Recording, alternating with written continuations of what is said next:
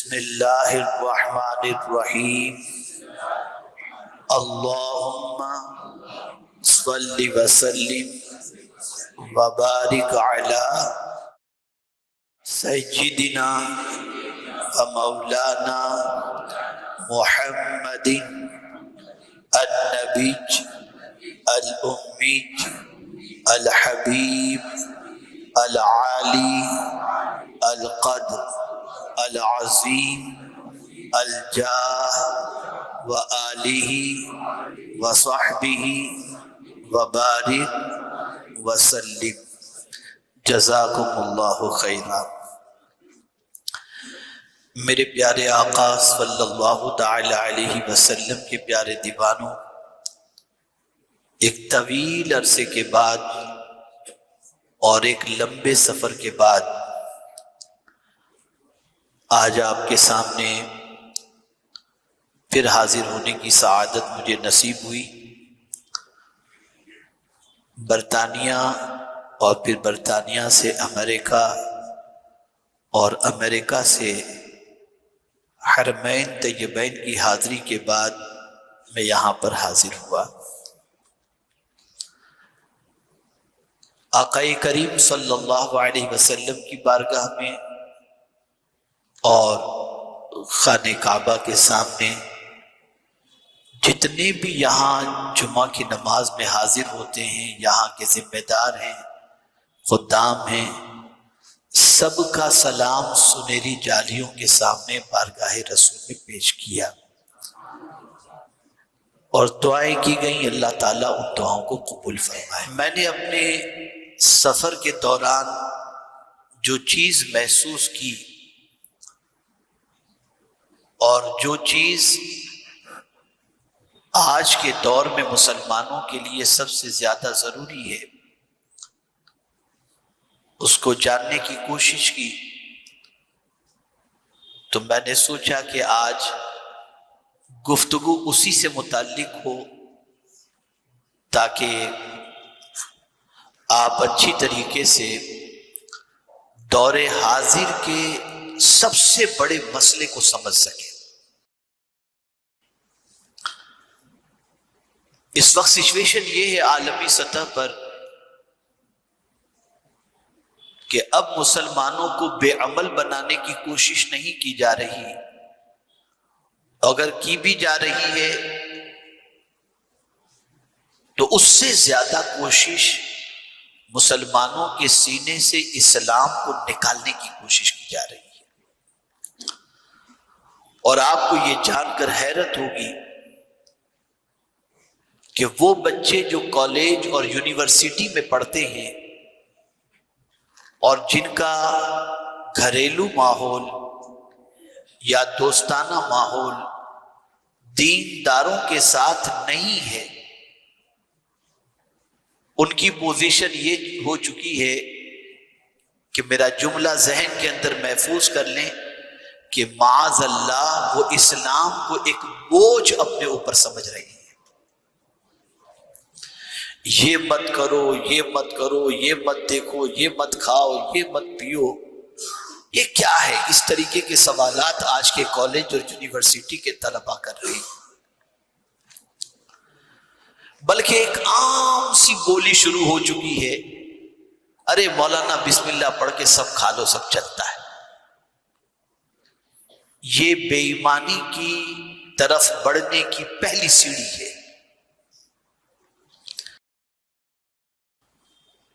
اور اسی کے ساتھ ساتھ ایک سب سے بڑا مسئلہ اور ہے کہ معاذ اللہ پر سے بھروسہ اور یقین آہستہ آہستہ لوگوں کا اٹھتا جا رہا ہے۔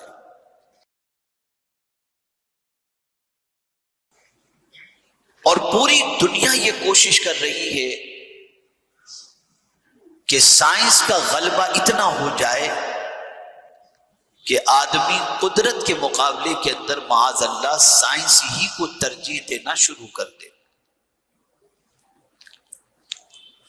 کم نصیبی یہ ہے کہ ہماری قوم اسلام سے متعلق جتنی واقفیت رکھنی چاہیے اور جتنا علم رکھنا چاہیے، نہ ہماری قوم کو سیکھنے کا شوق ہے اور نہ ہماری قوم کو اس کے لیے قربانی دینے کا شوق ہے۔ پوری زندگی کا وقت 80% سے زیادہ واٹس ایپ پر اور واٹس ایپ سے ملنے والے میسج پر بھروسہ کرنے میں ختم ہو جاتا ہے۔ میں نے امریکہ کی سرزمین پر ایک ایسے بچے کو دہریہ بنتے ہوئے دیکھا، ایتھیزم کا شکار دیکھا، جو بچہ حافظ قرآن تھا۔ باپ نے بچپن میں اسے حافظ قرآن بنایا، ماں کی طبیعت کے اندر دینداری زیادہ تھی، بڑی کوشش کی ماں نے اور باپ نے مل کر اسے حافظ قرآن بنایا۔ جیسے ہی وہ بچہ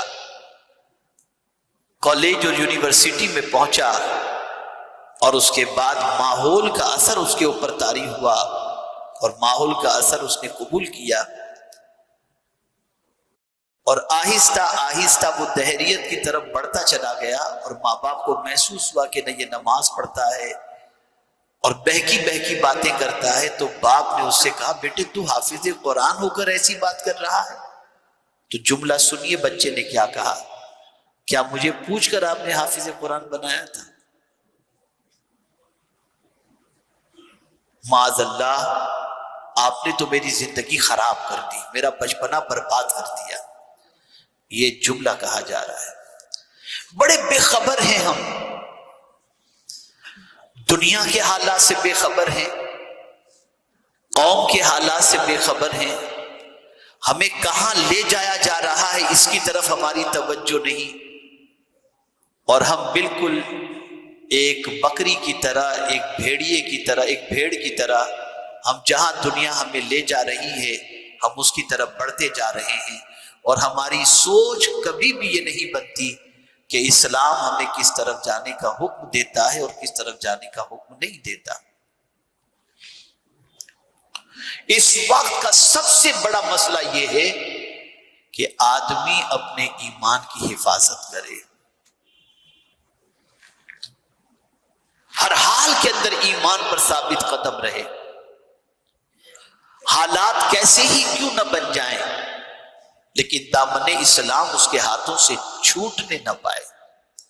اسی کو قرآن نے مینشن کیا، یا ایھا الذین آمنوا اتقوا اللہ حق تقاتہ ولا تموتن الا وانتم مسلمون۔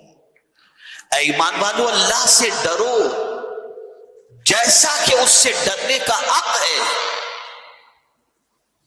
اور نہ مرنا مگر اس حالت میں کہ تم مسلمان ہو کر کے اس دنیا سے جا رہے ہو۔ جیو تو اسلام پر اور مرو تو اسلام پر، اس سے بڑی کامیابی دنیا اور آخرت میں کوئی دوسری نہیں ہے۔ یہ آج جو ماڈرن ٹیکنالوجی کا دور چل رہا ہے، آج آپ دیکھ رہے ہیں کہ کس طریقے سے سوشل میڈیا اور ساری چیزوں کے ذریعے انسان کے مائنڈ کو ہائی جیک کیا جا رہا ہے۔ یہ فتنہ دجال کے آنے سے پہلے کی ساری تیاریاں ہیں۔ دجال دجل سے بنا، جس کے معنی مکر و فریب کے ہیں۔ آج بچوں کو گھروں کے اندر جو کارٹون دکھایا جاتا ہے یہ دجل و فریب ہے۔ آج جو گیم کھیلا جاتا ہے موبائل کے اوپر یہ دجل و فریب ہے۔ اور میں بڑی معذرت کے ساتھ عرض کروں گا، میں نے امریکہ کے کئی علاقوں کا سفر کیا، برطانیہ کے کئی علاقوں کا سفر کیا، لیکن بڑی معذرت کے ساتھ میں عرض کروں گا کہ میں نے زیادہ تر اگر کسی مسلمان کو کسی فلائٹ میں سفر کرتے دیکھا تو سوائے گیم کھیلتے نہیں دیکھا، اور دیگر قوم کے لوگوں کو میں نے فلائٹ میں سفر کرتے دیکھا تو ہاتھوں میں کتاب کے علاوہ کوئی چیز ہم نے نہیں دیکھی۔ کہاں جا رہے ہیں ہم؟ وہ دولت جو اللہ نے ہمیں عطا فرمائی، جس دولت سے بڑھ کر کے کوئی عظیم دولت نہیں، ایمان سے بڑھ کر کے کون سی دولت ہو سکتی ہے، لیکن آج ہماری پوزیشن یہ ہے کہ ہم اس ایمان کی قدر نہیں کرتے۔ آپ مجھے بتائیں کیا دیا پیغمبر رحمت صلی اللہ علیہ وسلم نے ہمیں، کیا دیا صحابہ کرام علیہم الرضوان نے ہمیں، کیا دیا غریب نواز علیہ الرحمت والرضوان نے ہمیں؟ تو آپ کو تسلیم کرنا پڑے گا انہوں نے ایمان اور اسلام کی دولت ہمیں عطا فرمائی، اور کتنی تکلیفیں انہوں نے برداشت کی۔ رسول گرامی وقار صلی اللہ علیہ وسلم کا سوشل بائیکاٹ کیا گیا، شام ابی طالب کے اندر 3 سال تک رہے، رسول اعظم صلی اللہ علیہ وسلم پر پتھروں کی بارش کی گئی، راستے میں کانٹے بچھائے گئے، پشت انور پر اوجڑی رکھی گئی، یہ سب تکلیفوں کو رسول اعظم نے برداشت کیا اور اسلام کی عظیم ترین دولت ہم تک پہنچائی۔ ہم وہ ناکارے لوگ ہیں کہ ان قربانیوں کا خیال رکھنے کے لیے بھی تیار نہیں ہیں۔ ایک باپ کو یہ فکر ضرور ہے کہ میری بنی بنائی ہوئی دکان، میری بنی بنائی ہوئی پراپرٹی اور میرا جمایا ہوا کاروبار میرا بچہ آگے بڑھائے، اسے خراب نہ کرے، لیکن کسی باپ کو یہ فکر نہیں ہے کہ میرا بچہ اسلام پر بھی قائم رہے اور اسلام ہی پر اس کی موت ہو۔ جس اسلام کو رسول اعظم نے، غوث اعظم نے، شہید اعظم نے قربانیوں کے بعد ہم تک پہنچایا، ہم اس اسلام کی قدر کرنے کے لیے تیار نہیں ہیں۔ اور آج بہت خطرناک حالات سے ہم گزر رہے ہیں۔ اگر میں آپ کو یہ بتاؤں گا تو حیرت ہوگی کہ امریکہ کی سرزمین پر 10% کے قریب کم و بیش لوگ ایتھیزم کے شکار ہو چکے اور دہریے بن چکے ہیں، کسی کو نہیں مانتے، کسی مذہب کو نہیں، معاذ اللہ۔ میں اپنا تجربہ آپ کو بنگلور کا بتاؤں، کوئی دور کی بات نہیں ہے، یہ 2 سال پہلے کی کم و بیش بات ہے، کورونا سے پہلے کی بات۔ چند علماء مجھ سے ملنے کے لیے آئے اور آنے کے بعد انہوں نے مجھ سے پہلا سوال کیا کہ مسلمانوں کو مرتد ہونے سے بچانے کے لیے کیا کیا جائے؟ تو میں نے ان سے پوچھا کہ ذرا یہ بتائیے کہ کیا یہاں بھی لوگ مرتد ہو رہے ہیں؟ کہا حضرت تقریباً 200 بچے ایسے ہماری نگاہوں میں ہیں جنہوں نے اسلام چھوڑ دیا ہے۔ یہ سچویشن ہے، بہت خطرناک حالات سے ہم گزر رہے ہیں۔ ایمان کو پرائیورٹی دو، مرنے کے بعد دولت کام نہیں آئے گی، مرنے کے بعد سرمایہ کام نہیں آئے گی۔ یوم لا ينفع مال ولا بنون، قرآن نے واضح طور پر فرما دیا، بھائی بھی کام نہیں آئے گا۔ یوم یفر المرء من اخیہ، قرآن کہتا ہے بھائی سے بھاگے گا، دوست سے بھاگے گا، باپ بیٹے سے بھاگے گا، ماں بچے سے بھاگے گی، کوئی کسی کے کام نہیں آئے گا۔ اگر قیامت میں کوئی چیز تمہیں کام آئے گی تو وہ ایمان کی دولت تمہیں کام آئے گی۔ جس کا خاتمہ ایمان پر ہوا بس وہ کامیاب ہو گیا۔ اور یہ بات یاد رکھیں، اچھی طریقے سے یاد رکھیں، موت کی آخری ہچکی تک شیطان ایمان کی دولت کو چھیننے کی کوشش کرتا ہے، آخری ہچکی تک۔ تو کامیاب کون ہے؟ کامیاب وہ ہے جو ایمان اپنے ساتھ لے کر کے گیا، وہ در حقیقت کامیاب ہے۔ آپ ذرا دیکھیں مدینہ منورہ میں جنت البقیع شریف کے اندر ام المؤمنین حضرت عائشہ صدیقہ رضی اللہ تعالی عنہ کے قدموں میں مبلغ اسلام قائد اہل سنت علامہ عبدالعلیم صدیقی میرٹھی رحمت اللہ تعالی علیہ کا مزار شریف ہے، آپ وہاں پر مدفون ہیں۔ مدینہ منورہ میں قطب مدینہ علامہ ضیاء الدین مدنی رحمت اللہ تعالی علیہ سے ان کے بڑے گہرے تعلقات تھے۔ جب علامہ عبدالعلیم صدیقی میرٹھی رحمت اللہ تعالی علیہ مدینہ منورہ پہنچے اور طبیعت خراب ہوئی تو آپ جانتے ہیں علامہ ضیاء الدین مدنی رحمت اللہ تعالی علیہ جو مدینے کے قطب تھے، ان سے مبلغ اسلام نے عرض کیا کہ حضور طبیعت خراب ہے، بس دعا فرمائیں میرا خاتمہ ایمان پر ہو۔ تو قطب مدینہ نے جواب میں ارشاد فرمایا تھا مولانا مطمئن رہیں، اللہ کی ذات سے امید ہے کہ آپ کا خاتمہ ایمان ہی پر ہوگا۔ تب انہوں نے عرض کیا تھا کہ حضور اتنے اعتماد سے آپ کیسے فرما رہے ہیں کہ میرا خاتمہ ایمان پر ہوگا؟ بڑی پیاری بات کتب مدینہ نے فرمائی تھی۔ ارشاد فرمایا تم نے تو 70,000 یعنی 70,000 لوگوں کے سینوں میں اسلام کی شمع روشن کی ہے، یہ کیسے ممکن ہے؟ جس نے اسلام کی شمع کو روشن کی اللہ تعالیٰ اس کا خاتمہ ایمان پر نہ فرمائے۔ کہنے کا مقصد یہ ہے وہ مبلغ اسلام جن کے ہاتھوں پر 70,000 کے قریب لوگوں نے کلمہ پڑھا، انہیں بھی لاسٹ ٹائم جو فکر تھی تو ایک ہی بات کی فکر تھی کہ خاتمہ ایمان پر ہو۔ اور ہمیں فکر کیا ہے؟ مرتے مرتے اپنے بچے کا یہ دیکھ لیں، اپنی بچی کا یہ دیکھ لیں، اپنا یہ دیکھ لیں، اپنا وہ دیکھ لیں، اس کے علاوہ کچھ بھی نہیں۔ ہمیں ایمان کی فکر نہیں۔ آئیے ایک آیت کریمہ آپ کے سامنے پیش کروں تاکہ نبوی فکر آپ کے سامنے ہو، انبیاء کرام کی سوچ کیا تھی وہ آپ کے سامنے ہو، انبیاء کرام علیہ السلام کی فکر کیا تھی وہ آپ کے سامنے ہو۔ قرآن کہتا ہے اذ حضر یعقوب الموت